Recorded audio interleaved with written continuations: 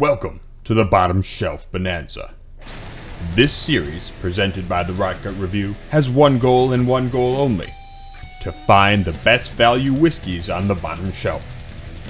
Which also means, I guess, we're also gonna, find the worst whiskeys. That's kind of a byproduct of finding the best ones.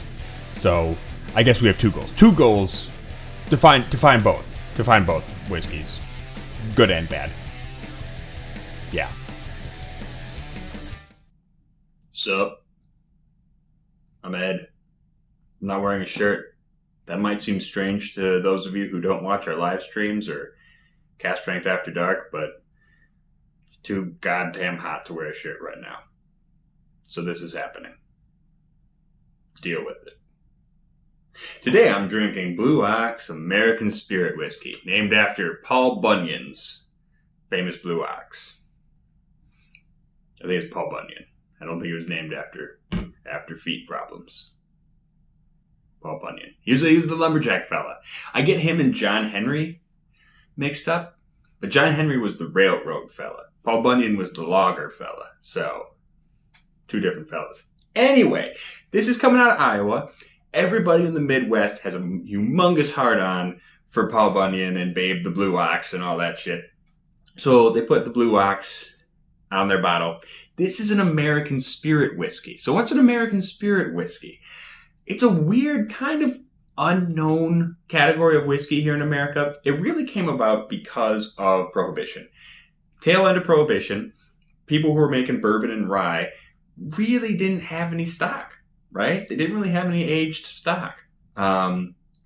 Basically, the only people who were making whiskey during Prohibition were a very few people who were allowed to produce it for quote-unquote medicinal purposes.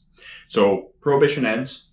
U.S. government says, all right, you got to get some young whiskey out there, right? There's nothing out there right now made in America, so get some whiskey out there. We're going to let you make whiskey that is 5% actual whiskey and 95% neutral spirits. Okay? Kind of like American blended whiskey. Although, in the case of American blended whiskey, it has to be 20% straight whiskey, meaning aged at least 2 years, no weird flavorings or anything. And then the rest can be neutral grain spirits. In this case, spirit whiskey only has to be 5% whiskey, period. So you can distill that up to 94% alcohol, distill it all the way up there, near vodka, age it for 5 minutes, call it whiskey, and then mix it with a bunch more near vodka, essentially. That wasn't even aged. So that's spirit whiskey. It was basically just to get whiskey back in the hands of Americans immediately after Prohibition. But it stayed on the books, right? It's still around. And so now you have companies making versions of this.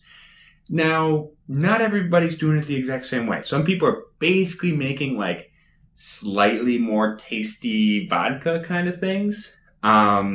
Not quite as light as vodka, but really doesn't taste like whiskey. That's not really what Blue Ox Spirits is doing. These guys, being out of Iowa, they actually are using Iowa grains in all their spirits. Now, I don't know if they did that for this one. This one doesn't say distilled in Iowa. I would imagine at least part of it probably was, but it could have all been sourced. But they did have to tell us that it's 70% neutral grain spirits. Okay? So, at least in this case, spirit whiskey doesn't actually have to use grain neutral spirits. They can just use spirits, right? So we've had Royal Challenge on the show. You can make your neutral spirits out of molasses, sugar, whatever. Put in a little bit of whiskey, call it whiskey. They didn't do that. So good on them. They actually did use grain neutral spirits. And they only put 70% neutral spirits in, which means 30% of this has to be whiskey. It doesn't have to be straight whiskey. It could be highly distilled, underaged whiskey, but still has to be whiskey. The other thing they did is that they said, okay, they age this for 2 years. Now, here's the thing I'm not sure about. Did they age the whiskey component of this for 2 years? Or did they age both the whiskey and the grain neutral spirits together for 2 years? Because that could make a big difference, right? Whether or not just a portion of it is aged or a portion of it's, not. That makes a big difference. But honestly, this is not bad smelling compared to a lot of American blended whiskeys. A lot of those neutral grain spirits that people are putting in their American blended whiskeys smell like a diesel fumes. This one doesn't have a lot of that, which is nice. It just kind of smells like caramel. It smells a little plasticky, it does smells a little chemically, but it gets away from the main thing that makes pretty much every American blended whiskey trash, is that it smells like unfiltered vodka mixed with, I don't know, petrol. Unfiltered vodka mixed with petrol. But this one doesn't quite do that, so good on you. Honestly, this is not horrible. This is not disgusting. It's not amazing. It just tastes like caramel. It tastes like a caramely bourbon was watered down, which is kind of what it is, in all fairness. It's got a little spikiness, a little bit of that kind of chemically grained spirits, but really overall, compared to a lot of American blended whiskeys we've had on this show, this is not undrinkable. We've had a lot of American blended whiskeys that are absolute dog shit, and this one avoided being that. And honestly, it costs like $10 for a handle. $10 for a handle. If you're reaching for this, you're probably not worried about complexity and a lot of different flavors and what was the barrel influence and what was the distillate, blah blah blah. You're looking to get fucking wasted, right? And you're looking to get fucking wasted on a budget, right? And this does a pretty good job of that, right? Is it great whiskey? Nah.